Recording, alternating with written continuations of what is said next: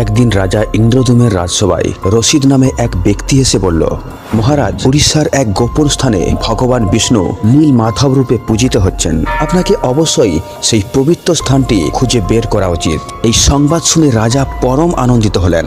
আর একদিন রাজা ইন্দ্রদুম বিদ্যাপতি নামের এক বুদ্ধিমান ব্রাহ্মণ যুবককে উড়িষ্যায় পাঠিয়ে দিলেন। দীর্ঘ যাত্রার পর বিদ্যাপতি সেখানে পৌঁছে গেলেন। বহু খোঁজ খবর নিয়ে তিনি জানতে পারলেন সাভারদের সর্দার বিশ্ব বসু গভীর গোপনীয়তার সঙ্গে নীলমাধবের পূজা করে চলেছেন। বিদ্যাপতি বিশ্ব বসুর কাছে সেই দিব্য স্থানটি দর্শনের জন্য অনুরোধ করলেন, কিন্তু বিশ্ব বসু সরাসরি প্রত্যাখ্যান করে দেন। কিন্তু বিদ্যাপতির মনে দৃঢ় সংকল্প ছিল, যেভাবেই হোক সেই গুপ্ত স্থানের রহস্য তাকে জানতেই হবে। অবশেষে বিদ্যাপতি সেই গ্রামেই সেই উপজাতিদের সঙ্গেই বসবাস করতে শুরু করলেন। কিছুদিনের মধ্যেই বিশ্ব বসুর কন্যা ললিতা বিদ্যাপতির প্রেমে পড়ে যায়।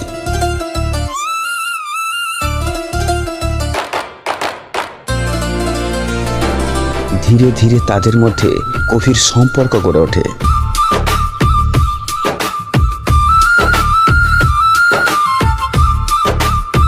আর একদিন তারা বিবাহ বন্ধনে আবদ্ধ হয়।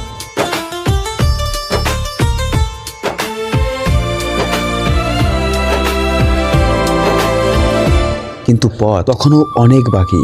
একদিন বিদ্যাপতি ললিতাকে অনুরোধ করলেন, যেভাবেই হোক যেন তিনি তার পিতাকে রাজি করান সেই গোপন স্থানটি বিদ্যাপতিকে দর্শন করানোর জন্য। কন্যার অনুরোধে বিশ্ব বসু রাজি হয়ে গেলেন, কিন্তু একটি শর্তে, বিদ্যাপতির চোখ সম্পূর্ণ বাঁধা থাকবে। বিদ্যাপতি শর্ত মেনে নিলেন। চোখ বাঁধা অবস্থায় সেই পথ ধরে তাকে নিয়ে যাওয়া হলো। কিন্তু বিদ্যাপতি ছিলেন বুদ্ধিমান। তিনি কৌশলে সরিষার কিছু দানা সঙ্গে করে নিয়ে গেছিলেন। যে পথ দিয়ে তাকে নিয়ে যাওয়া হচ্ছিল সেই পথের ওপর সরিষার দানা ফেলতে ফেলতে তিনি গুহায় পৌঁছে গেলেন। সেখানে বিদ্যাপতি নীল মাধবের দিব্য দর্শন লাভ করলেন। শ্রীকৃষ্ণের দিব্য হৃদয়ের দর্শন পেয়ে তিনি মন্ত্রমুগ্ধ হয়ে গেলেন। গুহা থেকে ফিরেই বিদ্যাপতি রাজ্যে ফিরে এলেন এবং রাজা ইন্দ্রদুমকে সমস্ত রহস্যের কথা এক এক করে জানালেন। 1 মাস পর সরিষার দানাগুলি অঙ্কুরিত হয়ে চারায় পরিণত হয়েছিল। আর সেই পথ ধরেই বিদ্যাপতি রাজা ইন্দ্রদুমকে নিয়ে পুনরায় পৌঁছে গেলেন সেই গোপন গুহায়। কিন্তু সেখানে পৌঁছে রাজা ইন্দ্রদুম কিছুই দেখতে পেলেন না। নীল মাধব অদৃশ্য হয়ে গেছিলেন। হতাশ ও বিমর্ষ হয়ে রাজা রাজ্যে ফিরে এলেন। সেই রাত্রেই ভগবান বিষ্ণু রাজা ইন্দ্রদুমের স্বপ্নে আবির্ভূত হলেন।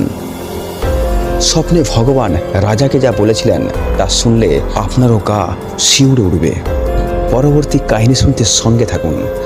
আপনি এই চ্যানেলে যদি নতুন হয়ে থাকেন তাহলে চ্যানেলটিকে সাবস্ক্রাইব করুন এবং কমেন্ট বক্সে লিখুন জয় জগন্নাথ।